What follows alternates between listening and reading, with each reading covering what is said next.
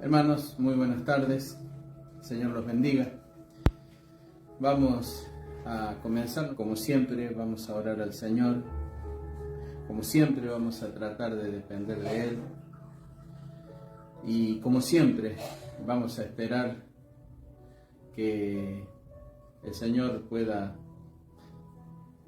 traernos por medio de su palabra la necesaria respuesta que buscamos, la necesaria explicación, la necesaria presencia de su palabra para que podamos crecer un paso más, como alguien dijo, un paso a la vez, pero que podamos crecer un poquito. Así que donde esté, le invito a que cierre sus ojos y oramos al Señor.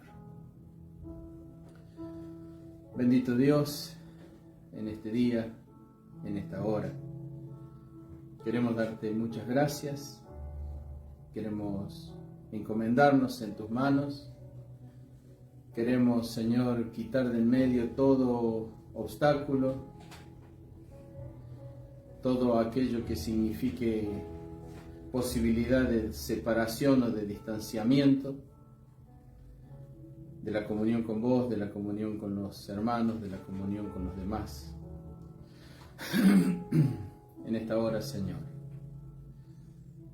encomendados en tus manos, pidiéndote perdón por todo lo que pueda haber contribuido a distanciarnos, rogando tu presencia en esta noche. Te pedimos que abras los ojos de nuestro entendimiento, para que por medio de tu palabra y la obra de tu Espíritu podamos entender, recibir, ser edificados por tu palabra. En el nombre de Jesús. Amén. Muy bien, hermanos.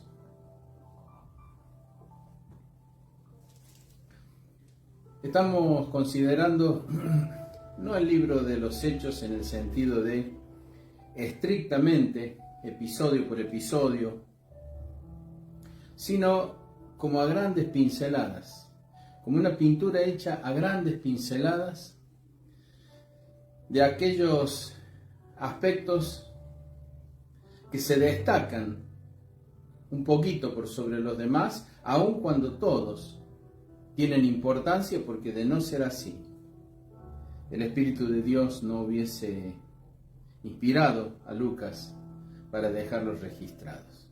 Pero tomamos esos hechos destacados, esos grandes rasgos, y hoy nos toca mirar, o le invito a que juntos miremos el texto del que vamos a leer una parte del capítulo 19 del libro de los Hechos. Lo que vamos a encontrar son algunos aspectos que nos van a mostrar que cuando el cristiano, hombre o mujer de Dios, está en comunión con Dios y actúa de acuerdo a esa característica, en primer lugar, lo que ocurre es que estamos delante de un cristiano normal. En segundo lugar, lo que vamos a ver es que aún las fuerzas del enemigo, las fuerzas de las tinieblas, saben de quién se trata, saben quién es esa persona, hombre o mujer, que está detrás de ese nombre. Lo conocen por su trayectoria, testimonio y autoridad. Antes que leamos los versículos dispuestos para esta tarde, quiero hacer una breve referencia a la situación general que existía por aquellos días en el mundo conocido, y también señalar de qué manera se parece a nuestro mundo, quiero señalar algunos aspectos de la época y señalar su parecido con la época actual. Cuando leamos el capítulo 19, vamos a ver que Pablo ya inició su tercer viaje misionero y se encuentra en Éfeso. Éfeso fue una de las grandes ciudades de la antigüedad. En la palabra del Señor nos han quedado referencias muy importantes a la iglesia en ese lugar, desde su origen aquí en el libro de los Hechos, en la carta que Pablo escribiera a la iglesia allí, y en la carta que en el libro de Apocalipsis encontramos, que el Señor Jesucristo, a través de la escritura del apóstol Juan, les hace llegar. Todo un recorrido, desde la fidelidad y firmeza inicial hasta la advertencia, el problema, las dificultades.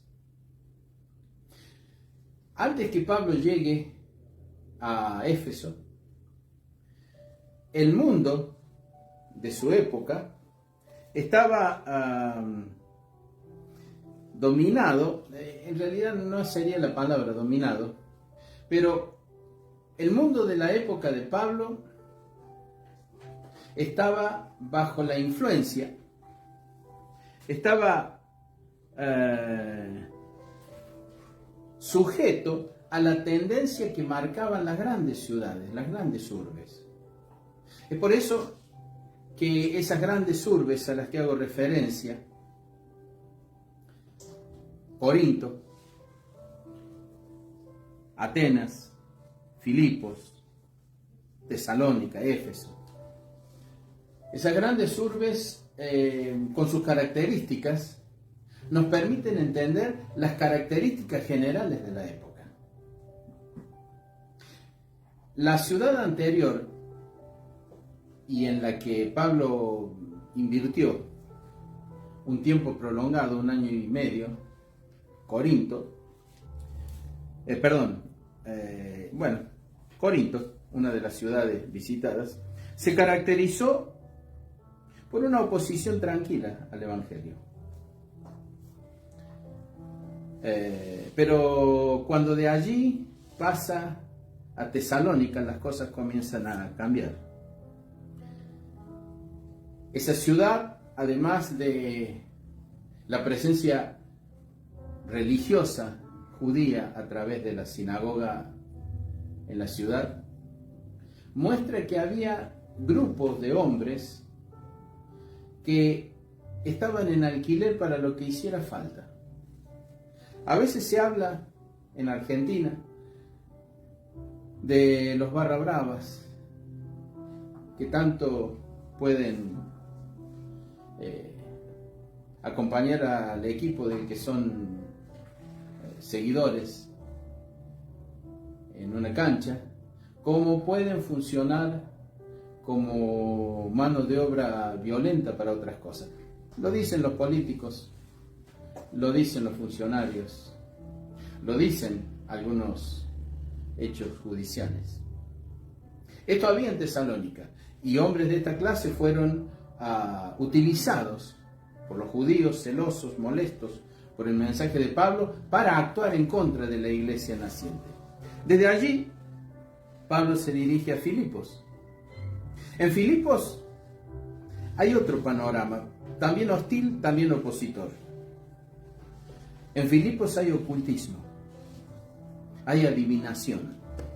Fíjese, prácticamente, y lo digo por la posibilidad de que en algún lugar del país no exista, prácticamente no hay periódico que no tenga el horóscopo. El horóscopo no es otra cosa que una forma de adivinación que algunos señalan como una cuestión trivial, secundaria, no importante. Otros saben que el trasfondo de esto es ocultismo, es tinieblas, es manipulación de vidas, es grave. Prácticamente no hay periódico, reitero, revista de circulación amplia, prácticamente no hay, que no tenga esa porción. En los programas de televisión hay personas muy famosas, muy conocidas, las subieron y eran convocados para exponer, de acuerdo a lo que ellos entendían definitivo, lo que decían los signos del zodíaco, proponían, indicaban para las personas según su fecha de nacimiento. Es decir, ocultismo generalizado hoy, de esa manera, suave, aparentemente inofensiva.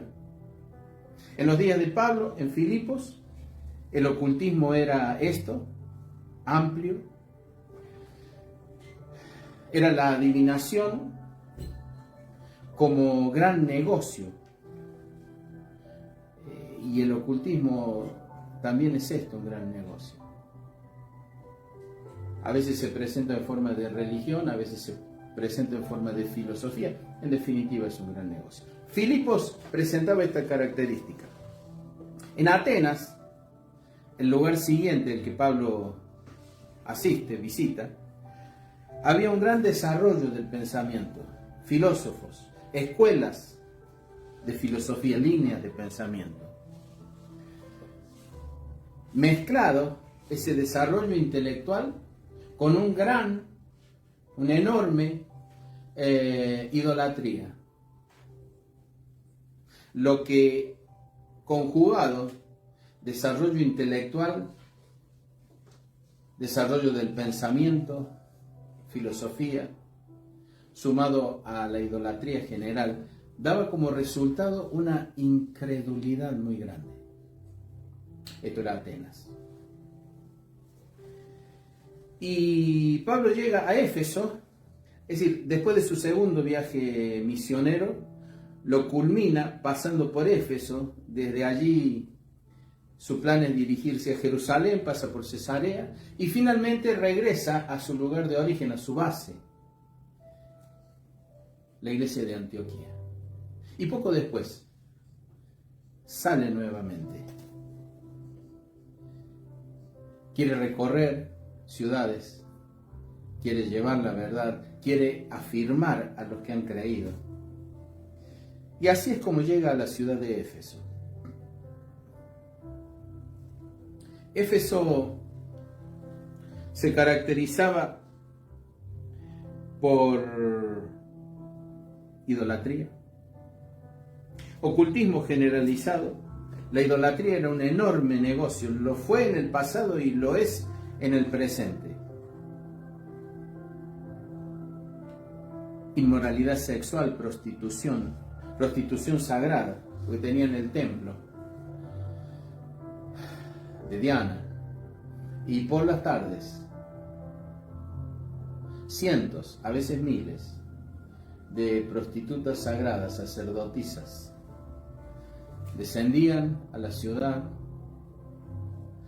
y de esa manera recaudaban el dinero para mantener ese centro de idolatría, de paganismo, de pecado. Como en el pasado, en la actualidad las grandes urbes marcan la tendencia. Nueva York, París, Londres, Roma, marcan tendencia.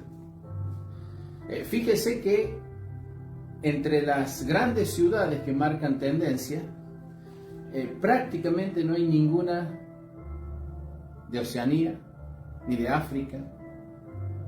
De Asia comienza a levantarse alguna que otra, pero podemos decir que comparativamente no hay. Y de Sudamérica qué hablar, ni qué hablar. Así que de la manera que las grandes urbes marcaban la tendencia en el pasado, las grandes urbes marcan la tendencia en el presente.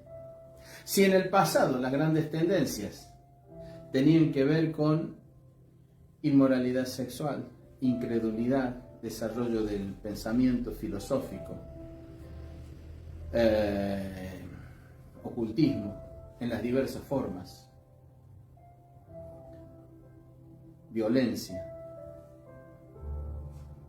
Si además en el pasado observamos el gran peso, el enorme poder que tenían las autoridades locales para hacer y deshacer, entonces ahora nos asombramos cuando las noticias hablan de una u otra provincia argentina, donde aparece uno u otro forma de dominación, de feudalismo. Pero es que lo único que ha ocurrido con el paso del tiempo en lo que es el sistema del mundo son cambios externos, formales. Esencialmente es la misma cosa. Y las grandes urbes de entonces, como las de hoy, son poseedoras de gobiernos muy fuertes, gobiernos con mucho poder.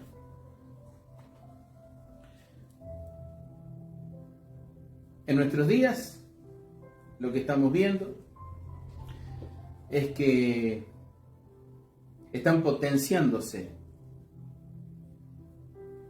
algunos aspectos. Las ideologías gobernantes están en crecimiento. En general, las democracias agonizantes. Los derechos individuales están en decadencia. Hay un gran desarrollo intelectual además.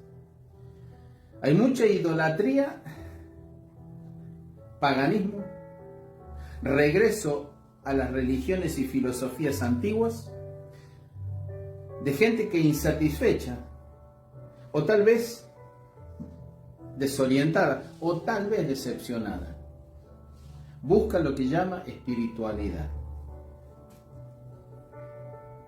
También la idolatría, sea en las religiones instaladas, antiguas, sistematizadas, que a lo largo de la historia han ocultado sus verdaderos fines y además han ocultado a verdaderos delincuentes, canallas, de todos los colores y de todas las formas, monstruos, verdaderos monstruos.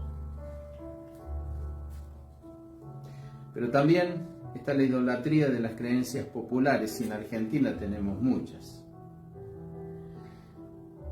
Incluso en la actualidad, personas muy populares que han muerto, de repente adquieren una condición tal que se transforman en ídolos. De todos modos, el ocultismo es creciente, la violencia movilizada por el dinero asombra.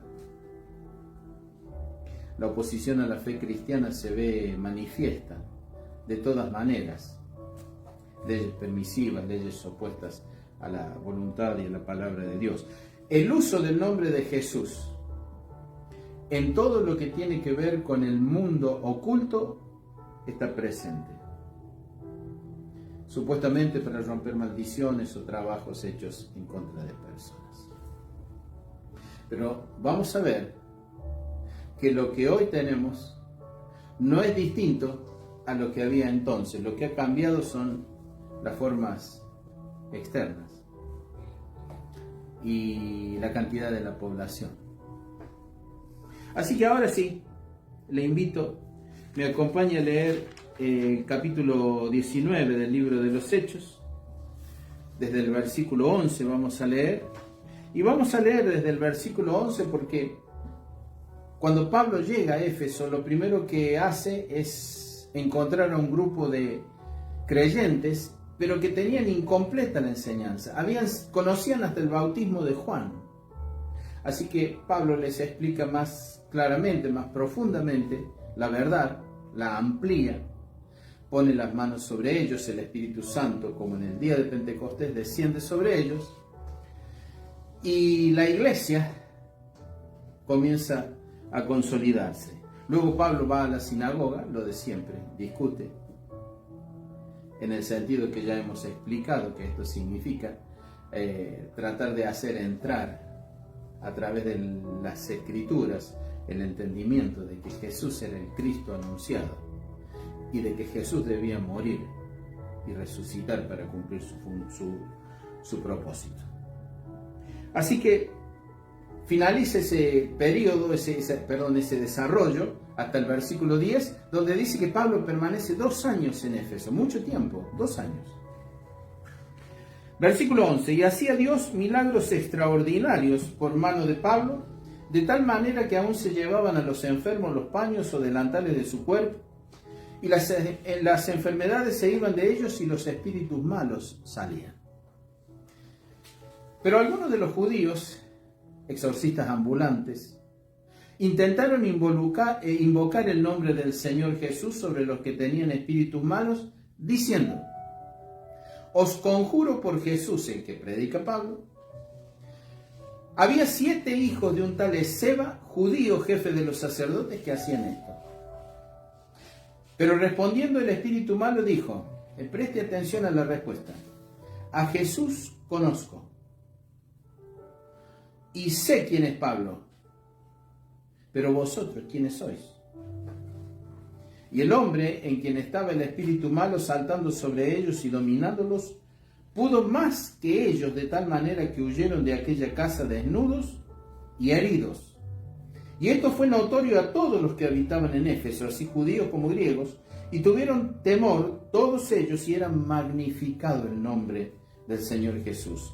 Y muchos de los que habían creído venían confesando y dando cuenta de sus hechos. Asimismo, muchos de los que habían practicado la magia trajeron los libros y los quemaron delante de todos, y hecha la cuenta de su precio, hallaron que era 50.000 piezas de plata. Así crecía y prevalecía poderosamente la palabra del Señor. Versículo 23. Hubo por aquel tiempo un disturbio no pequeño acerca del camino, porque un platero llamado Demetrio, que hacía de plata templecillos de Diana, daba no poca ganancia a los artífices. Si la idolatría es un gran negocio. A los cuales, reunidos con los obreros del mismo oficio, dijo: varones, sabéis que de este oficio obtenemos nuestra riqueza. Pero veis y oís que este Pablo, no solamente en Éfeso, sino en casi toda Asia, ha apartado a mucha gente con persuasión, diciendo que no son dioses los que se hacen con las manos, y no solamente hay peligro de que nuestro negocio venga a desacreditarse, sino también que el templo de la gran diosa Diana sea estimada en nada, y comience a ser destruida la majestad de aquella a quien venera toda Asia y el mundo entero.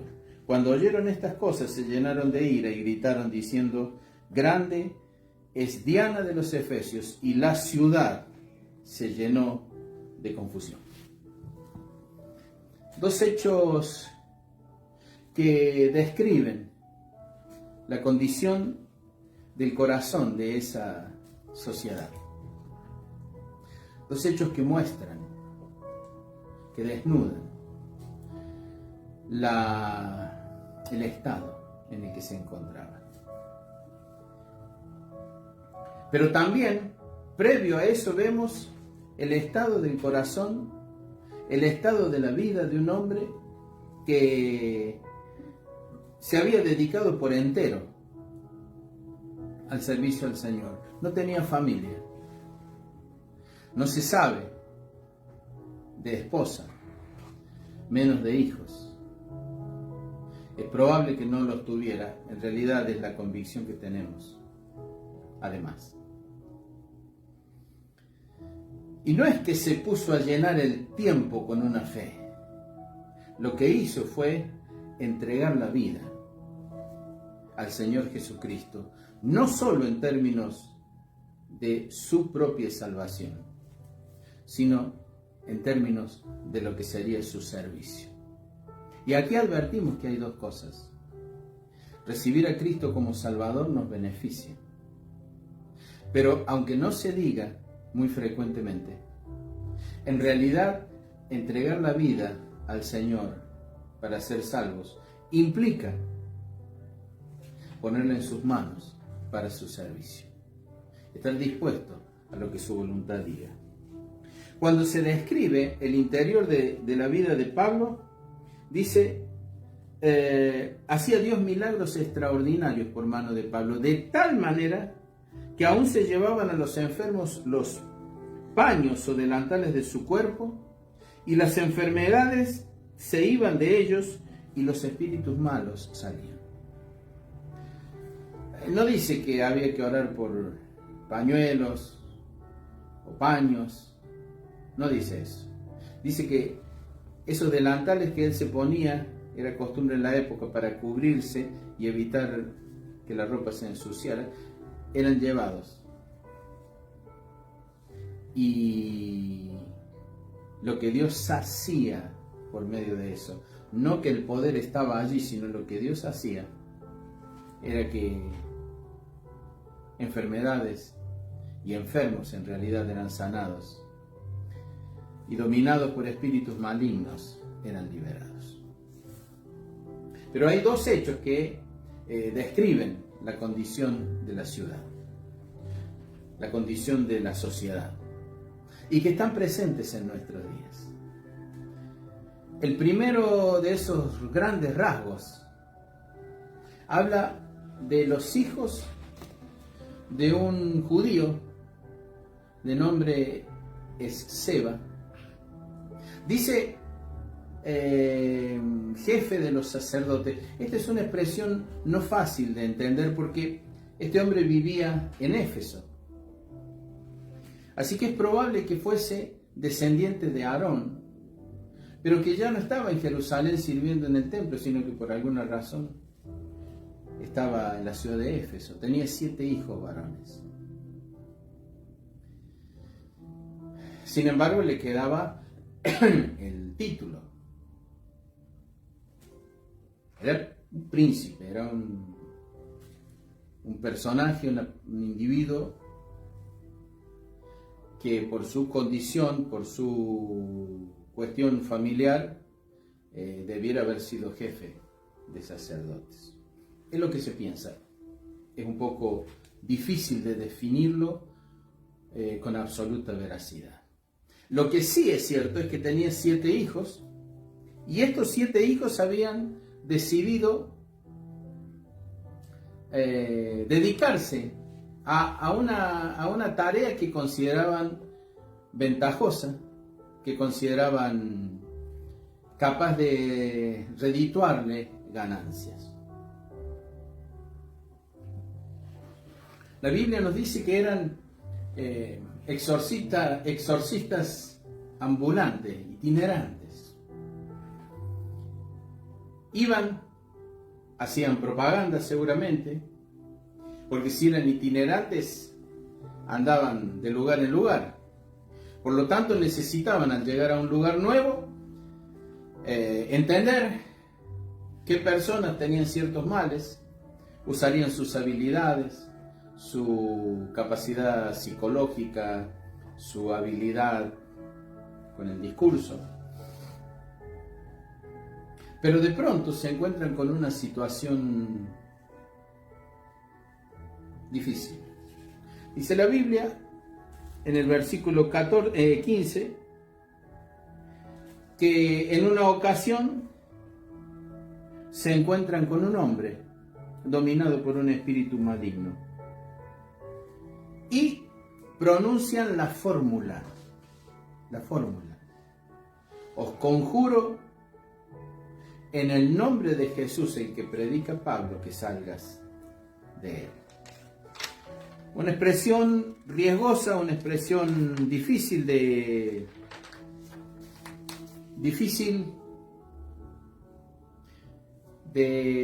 utilizar, peligrosa en realidad de utilizar porque no tiene a Cristo. La palabra conjuro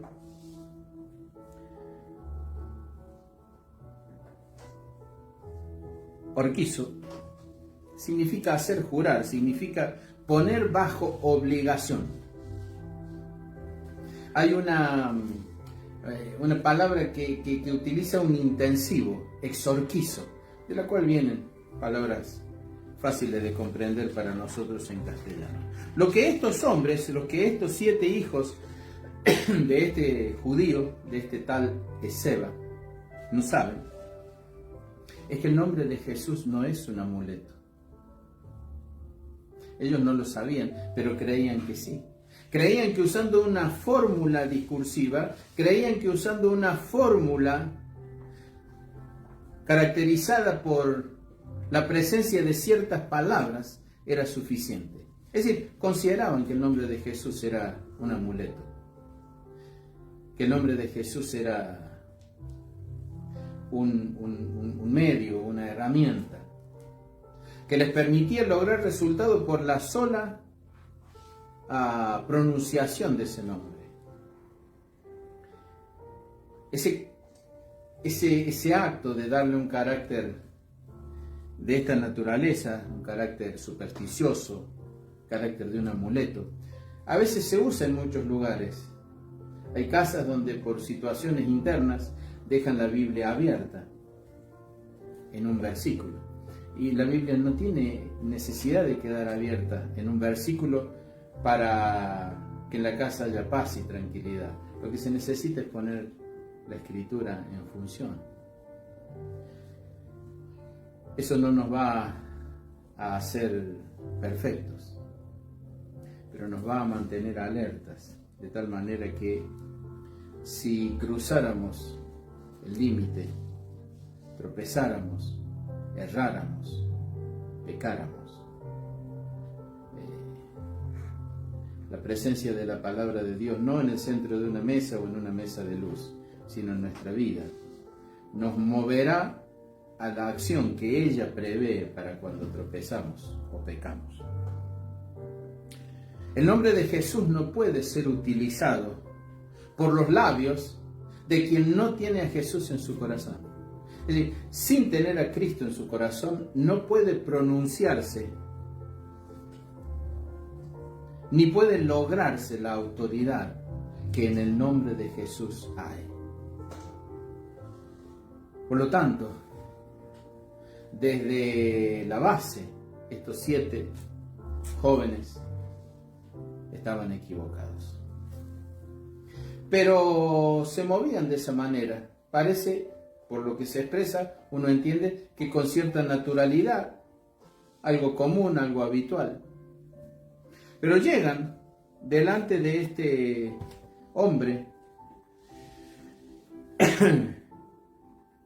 de quien la Biblia dice tenía un espíritu malo, es decir, un espíritu violento. Y desde lo profundo del interior, ese espíritu responde. Y lo hace con 3 conceptos, con 3 frases contundentes. La primera de ellas dice: a Jesús conozco.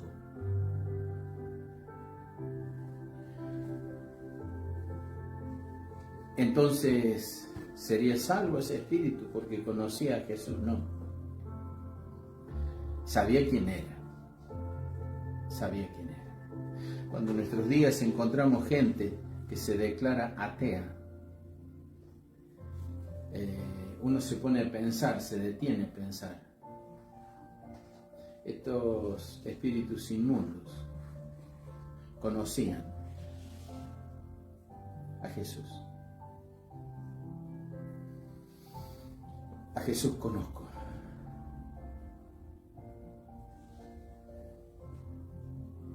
Encontramos también en la Escritura la expresión contundente: los demonios creen y tiemblan. Así que, ¿qué es lo que Dios nos pide? ¿Qué es lo que la palabra de Dios nos pide? No un conocimiento superficial. No la creencia que existe. Lo que nos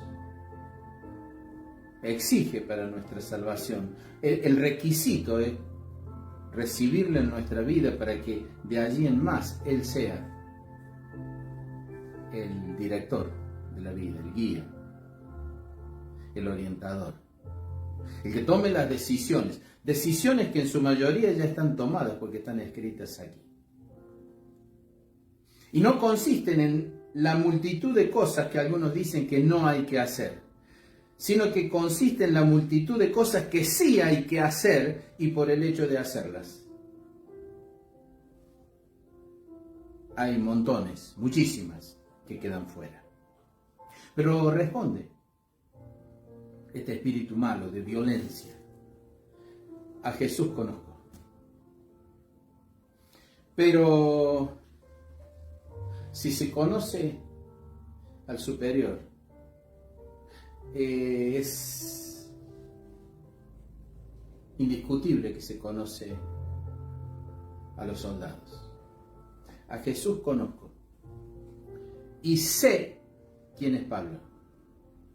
Si de pronto nos encontramos con un testimonio contundente de lo que significa la autoridad espiritual de un hombre o una mujer de Dios en ese mundo de tinieblas, cuando esa persona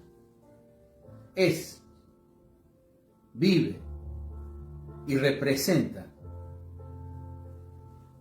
lo que el Señor dice en su palabra. Así que a Jesús conozco. Sé quién es Pablo.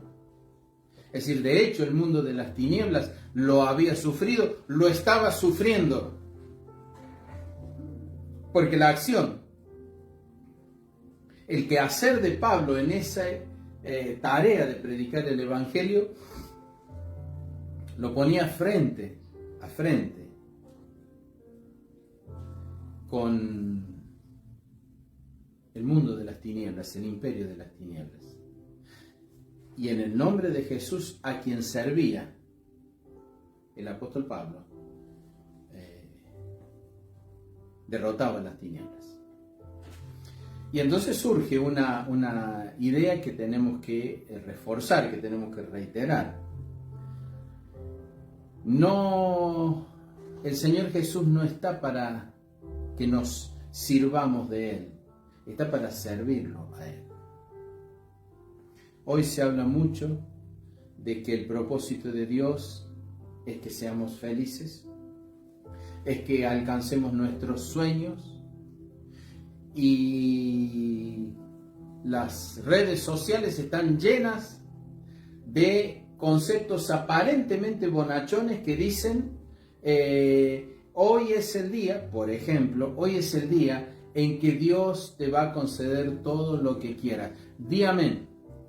Bueno, ese está muy lejos de ser el propósito de Dios. Muy lejos. El propósito de Dios no es que nos sirvamos, es que le sirvamos. Es cierto que sus promesas son que todo lo que pidamos al Padre en su nombre, Jesucristo nos lo dará. Pero también es cierto que todo lo que pedimos tiene que ser conforme a su voluntad. Así que si hay algo que está lejos de Dios, es que cumplamos nuestros sueños y Él ayudarnos a cumplirlo, una especie de peón nuestro, del ser humano,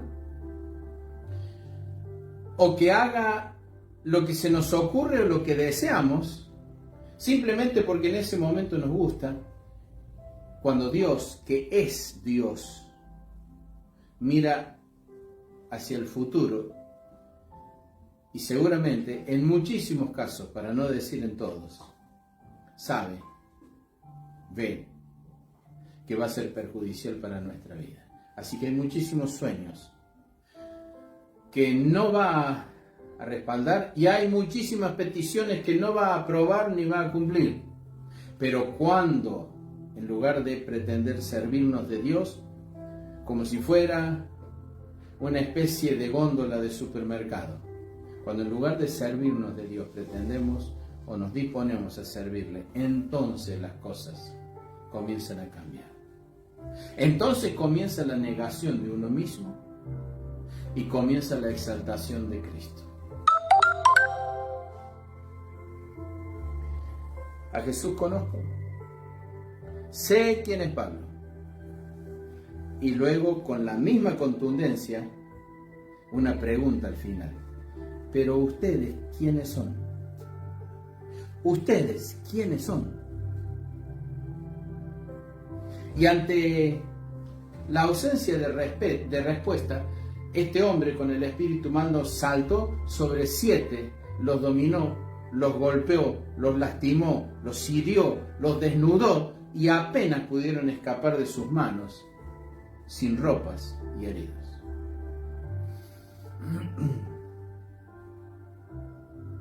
A Jesús conozco, sé quién es Pablo. ¿Ustedes quiénes son? Esa pregunta es importante.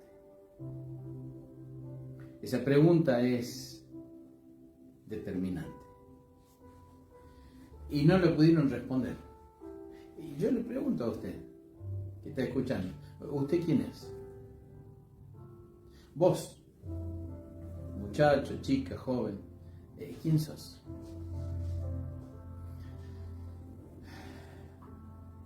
Porque tener a Cristo en el corazón es mucho más que en una encuesta poner la crucecita donde dice ¿qué religión profesa? Católica, evangélica, otras, y poner la crucecita en evangélica. Es mucho más que esto. Porque es más importante que esto.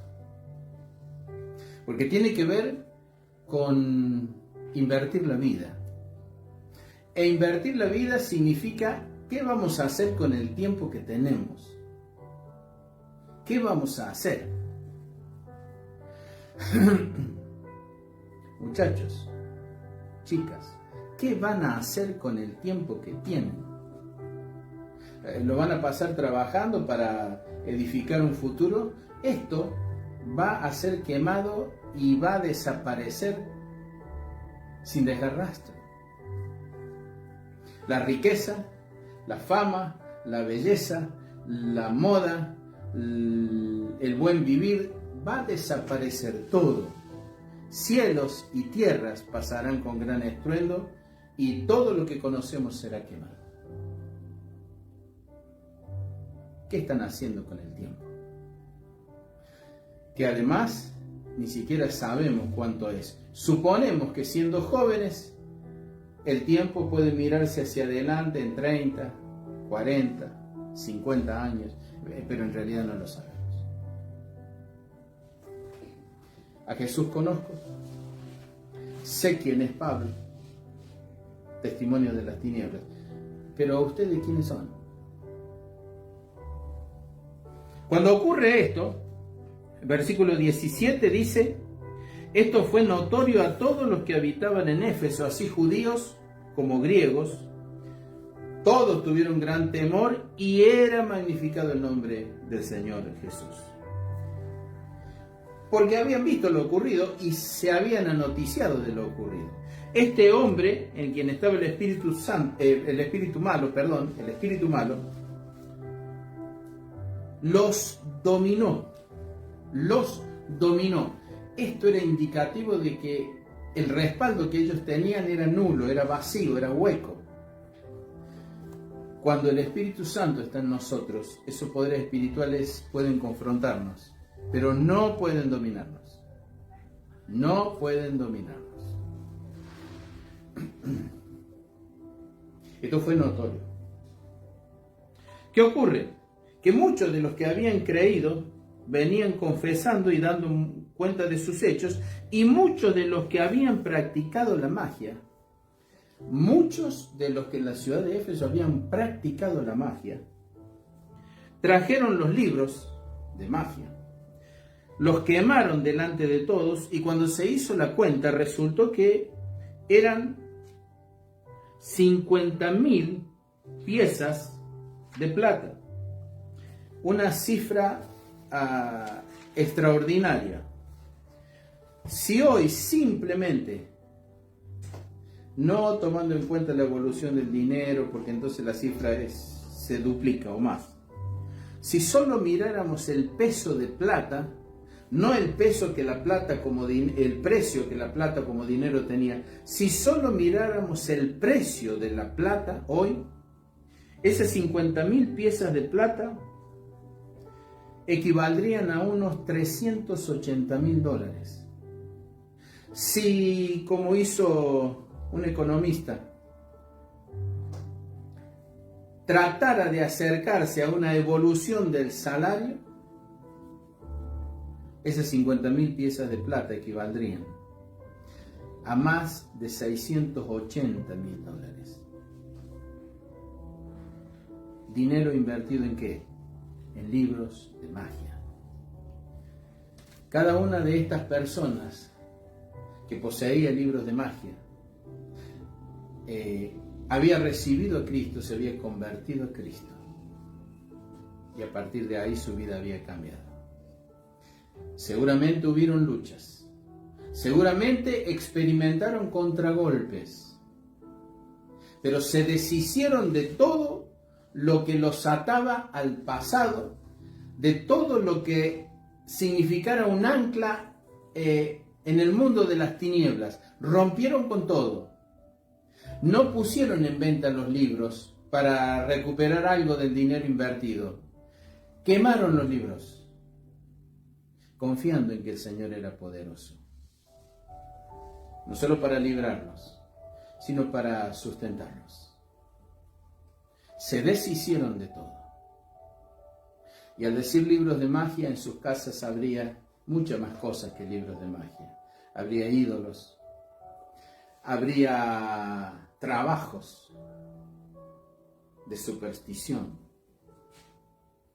Y por eso, lo que muchas veces vemos en la iglesia evangélica de nuestros días, en una porción, esto que llaman actos proféticos: cavar un pozo, echar vino, símbolo de la sangre de Cristo; echar aceite, símbolo del Espíritu Santo; echar semillas, símbolo de la palabra de Dios; poner pan, símbolo del cuerpo de Cristo, con el fin declarado de sanar la tierra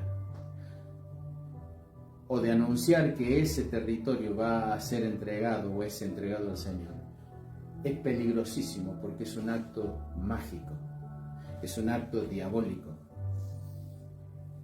es una influencia y una presencia oscura dentro de lo que se pretende denominar el reino de los cielos. No se equivoque.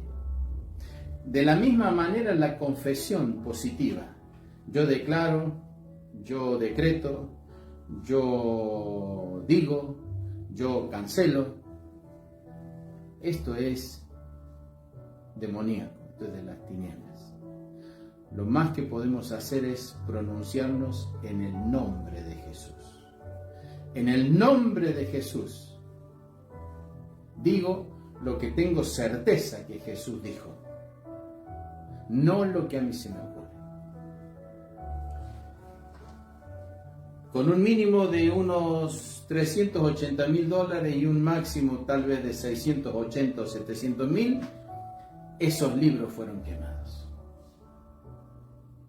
Y dice la Biblia que así crecía y prevalecía poderosamente la palabra del Señor. La palabra del Señor.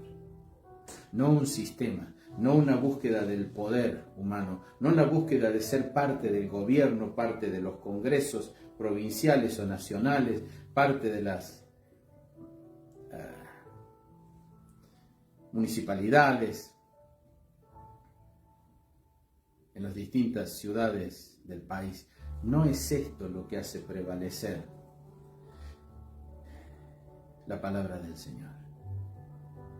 Pronunciarla, pronunciarnos en favor de ella y ejecutarla es lo que nos hace, lo que nos mueve, lo que nos instala como parte de ese plan y como parte de esa necesaria condición para que la palabra de Dios crezca poderosamente. Después leímos la idolatría. Si hay ocultismo, hay idolatría. Si hay idolatría, hay ocultismo. Y si hay ambos, idolatría, hay ocultismo. Ocultismo, hay idolatría. Y si están presentes ellos, hay inmoralidad sexual. Esto explica las noticias que venimos escuchando desde hace décadas. Los centros religiosos más importantes: abusadores sexuales, pedofilia, violencia, inmoralidad sexual de la que usted quiera. Y ahora en Canadá están descubriendo los cementerios comunes, en las residencias a donde niñitos de 5 a 11 o 12 años eran hacinados para ser maltratados, pasar hambre, ser golpeados, sufrir frío, abusos verbales, abusos físicos y abusos sexuales. Y hoy los están descubriendo. Mientras tanto los mantuvieron tapados, no porque los ignoraran, sino por sistema.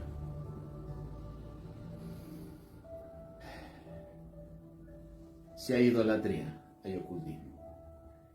Si lo primero que se ve es ocultismo, hay idolatría. Y como ambos están, inmoralidad sexual es inevitable. Inevitable.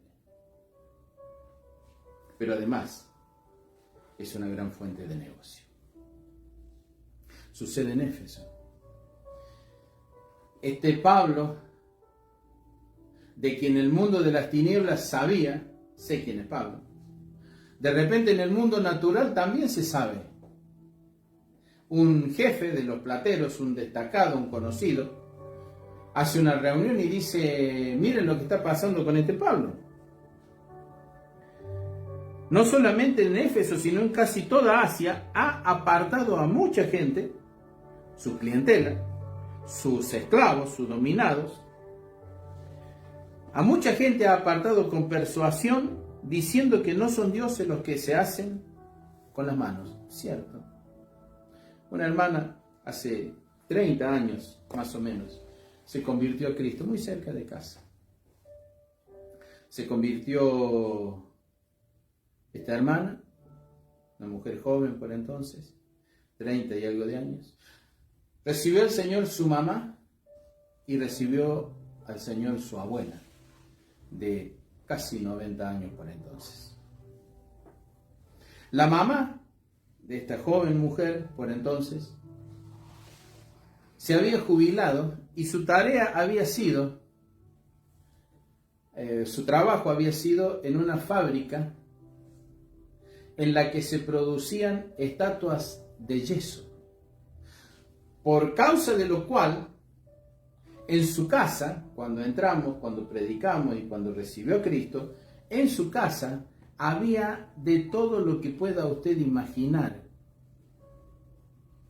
Toda la idolatría que usted pueda imaginar estaba presente en imágenes, en esculturas hechas de yeso de distintos tamaños.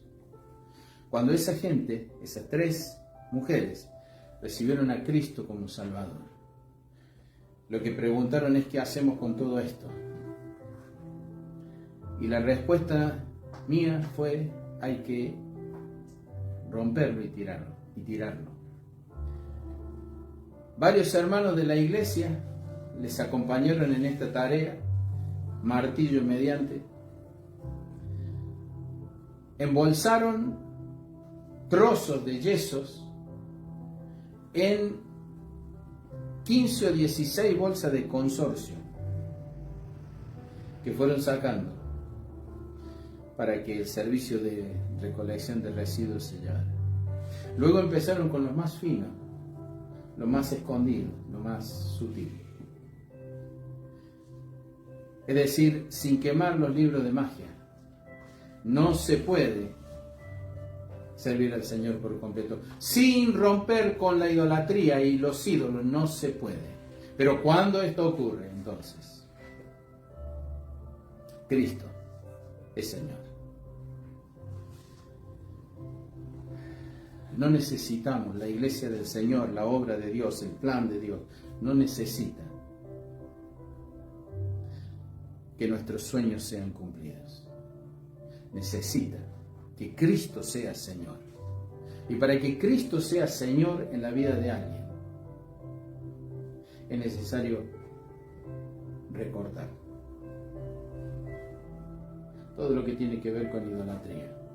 Y la idolatría no es solo visible materialmente. Hay ídolos musicales, hay ídolos de la moda, hay ídolos políticos, hay ídolos artísticos en distintas maneras, hay ídolos deportivos, perdón. Hay cosas inofensivas, pero son ocultismo, magia, prender velas, quemar cáscara de limón atrás de las puertas o donde sea, poner una tijera abierta colgando detrás de la puerta, la imagen de algún santo, una ristra de ajos con un moño rojo, o usar la cintita roja en la muñeca, solo por decir algunos. Toda esa idolatría debe ser despejada y expulsada. Porque todo eso fuera va a permitir que Jesús sea el Señor.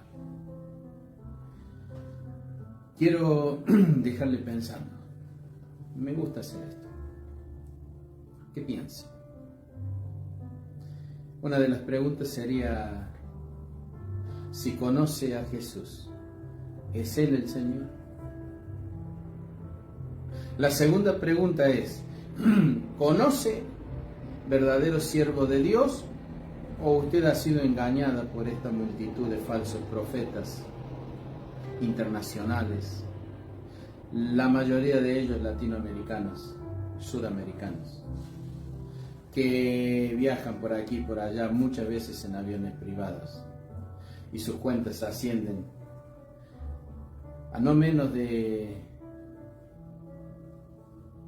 7 cifras en millones de dólares?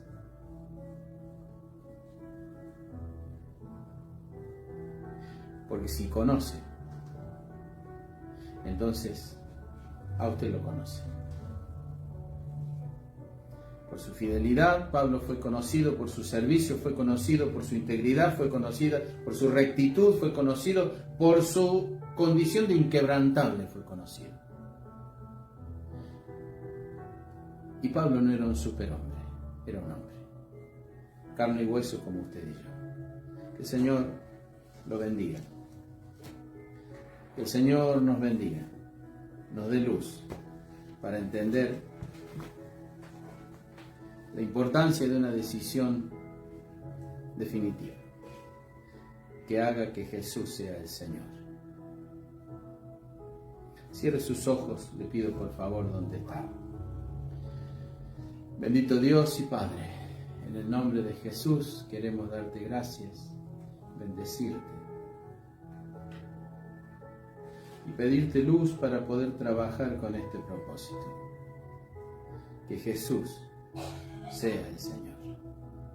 Despídenos en paz en esta noche. Te lo pedimos en su nombre. Amén. Que el Señor le bendiga. Buenas noches.